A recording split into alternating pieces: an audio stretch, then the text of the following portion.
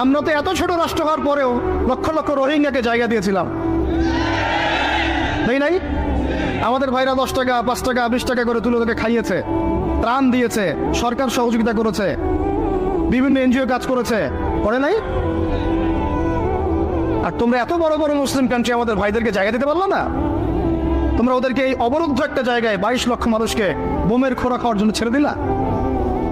আল্লাহ পাক তোমাদেরকে তেল দিয়েছিল, কোন ভাষায় বলবো আমি বুঝতে পারি না। আল্লাহ পাক এদেরকে তেল দিয়েছে, তেল, অয়েল, ব্ল্যাক গোল্ড। সবাই মিলে যদি বয়কট করে দেয়, ওদের একটা যুদ্ধ বিমানও ফ্লাই করবে না ইনশাল্লাহ।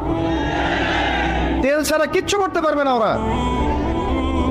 বাদশাহ ফয়সাল সৌদি আরবের প্রাক্তন রাজা ছিলেন, বাদশাহ ফয়সাল রাহিমাহুল্লাহ বলবেন, ওই একমাত্র সাহসী একজন নেতা দেখেছিলাম 1973 দিকে অয়েল বয়কট করে দিয়েছে।